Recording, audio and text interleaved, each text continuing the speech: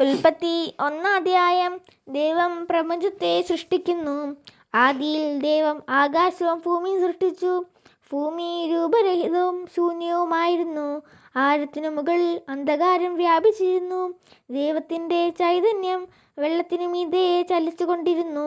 ദൈവം അരുളിച്ചെയ്തു, വെളിച്ചമുണ്ടാകട്ടെ. വെളിച്ചമുണ്ടായി. വെളിച്ചം നല്ലതെന്ന് ദൈവം കണ്ടു.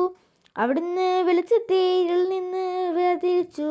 വെളിച്ചത്തിന് പകലെന്നും ഇരുളിന് രാത്രിയെന്നും പേരിട്ടു. സന്ധ്യയായി, പ്രഭാതമായി, 1-ാം ദിവസം. ദൈവം വീണ്ടും അരുളിച്ചെയ്തു, ജലമധ്യത്തിൽ ഒരു വിതാനമുണ്ടാകട്ടെ. അതു ജലത്തെ 2-ആയി തിരിക്കട്ടെ. ദൈവം വിതാനമുണ്ടാക്കുകയും അതിന് താഴെയുള്ള ജലത്തെ മുകളിലുള്ള ജലത്തിൽ നിന്ന് വേർതിരിക്കുകയും ചെയ്തു. അപ്രകാരം സംഭവിച്ചു. വിതാനത്തിന് അവിടുന്ന് ആകാശമെന്നും പേരിട്ടു. സന്ധ്യയായി, പ്രഭാതമായി, 2-ാം ദിവസം.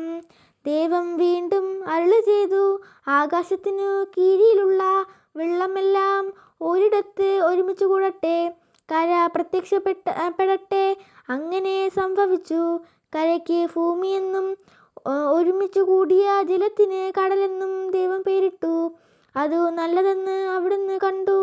ദൈവം അരുളിച്ചെയ്തു, ഭൂമി എല്ലാത്തര ഹരിത സസ്യങ്ങളും ധാന്യചെടികളും വിത്തുകൾ കൊള്ളുന്ന ഫലങ്ങളും കായ്ക്കുന്ന വൃക്ഷങ്ങളും മുളപ്പിക്കട്ടെ. അങ്ങനെ സംഭവിച്ചു. ഭൂമി എല്ലാത്തര ഹരിത സസ്യങ്ങളും ധാന്യചെടികളും വിത്തുകളും ഫലങ്ങളും കൂടിയ വൃക്ഷങ്ങളും മുളപ്പിച്ചു.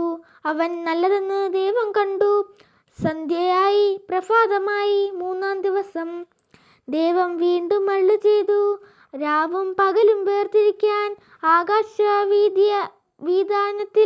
പ്രകാശങ്ങൾ ഉണ്ടാകട്ടെ. അവ ഋതുക്കളും ദിനങ്ങളും വർഷങ്ങളും കുറിക്കുന്ന അടയാളങ്ങളായിരിക്കട്ടെ. ഭൂമിയിൽ പ്രകാശം ചൊരിയാൻ വേണ്ടി അവ ആകാശവിതാനത്തിൽ ദീപങ്ങളായി നിലക്കട്ടെ. അങ്ങനെ സംഭവിച്ചു. ദൈവം 2 മഹാദീപങ്ങൾ സൃഷ്ടിച്ചു. പകലിനെ നയിക്കാൻ വലുത്, രാത്രിയെ നയിക്കാൻ ചെറുത്. നക്ഷത്രങ്ങളെയും അവിടുന്ന് സൃഷ്ടിച്ചു. ഭൂമിയിൽ പ്രകാശം ചൊരിയാനും രാവിനെയും പകലിനെയും നിയന്ത്രിക്കാനും വെളിച്ചത്തെ ഇരുളിൽ നിന്ന് വേർതിരിക്കാനും ദൈവം അവയെ ആകാശത്തിനായത്തിൽ സ്ഥാപിച്ചു. അത് നല്ലതെന്നു ദൈവം കണ്ടു. സന്ധ്യയായി, പ്രഭാതമായി, 4-ാം ദിവസം.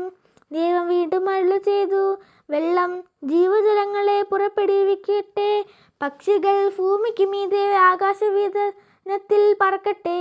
അങ്ങനെ ദൈവം ഭീമകാരികളായ ജലജന്തുക്കളെയും കടലിന്റെ പറ്റം ചേർന്നു ചരിക്കുന്ന സകലവിധ ജീവികളെയും എല്ലാത്തര പക്ഷികളെയും സൃഷ്ടിച്ചു. അവ നല്ലതെന്ന് അവിടുന്ന് കണ്ടു. ദൈവം അവയെ ഇങ്ങനെ അനുഗ്രഹിച്ചു, സമൃദ്ധമായി പെരുകി കടലിൽ നിറയുവിൻ. പക്ഷികൾ ഭൂമിയിൽ പെരുകട്ടെ. സന്ധ്യയായി, പ്രഭാതമായി, 5-ാം ദിവസം. ദൈവം വീണ്ടും അരുളിച്ചെയ്തു, ഭൂമി എല്ലാത്തര ജീവജാലങ്ങളെയും കന്നുകാലികളെ, ഇഴജന്തു, കാട്ടുമൃഗങ്ങൾ എന്നിവയെ പുറപ്പെടുവിക്കട്ടെ. അങ്ങനെ സംഭവിച്ചു. അങ്ങനെ ദൈവം എല്ലാ ഇനം കാട്ടുമൃഗങ്ങളെയും കന്നുകാലികളെയും ഇഴജന്തുക്കളെയും സൃഷ്ടിച്ചു. അവ നല്ലതെന്ന് അവിടുന്ന് കണ്ടു. ദൈവം വീണ്ടും അരുളിച്ചെയ്തു, നമുക്ക് നമ്മുടെ ഛായയിലും സാദൃശ്യത്തിലും മനുഷ്യനെ സൃഷ്ടിക്കാം. അവർക്ക് കടലിൽ മത്സ്യങ്ങളുടെയും ആകാശത്തിലെ പറവകളുടെയും നാൽക്കാലികളുടെയും ഭൂമി മുഴുവന്റെയും ഭൂമിയിൽ ഇഴയുന്ന സർവ്വജീവികളുടെയും മേൽ ആധിപത്യമുണ്ടായിരിക്കട്ടെ. അങ്ങനെ ദൈവം തന്റെ ഛായയിൽ മനുഷ്യനെ സൃഷ്ടിച്ചു. ദൈവത്തിന്റെ ഛായയിൽ അവിടുന്ന് അവനെ സൃഷ്ടിച്ചു. സ്ത്രീയും പുരുഷനുമായി അവരെ സൃഷ്ടിച്ചു. ദൈവം അവരെ ഇങ്ങനെ അനുഗ്രഹിച്ചു, സന്താന പുഷ്ടിയുള്ളവരായി പെരുകുവിൻ. ഭൂമിയിൽ നിറഞ്ഞ് അതിനെ കീഴടക്കുവിൻ. കടലിലെ മത്സ്യങ്ങളുടെയും ആകാശത്തിലെ പറവകളുടെയും ഭൂമിയിൽ ചരിക്കുന്ന സകല ജീവികളുടെയും മേൽ നിങ്ങൾക്ക് ആധിപത്യം ഉണ്ടായിരിക്കട്ടെ.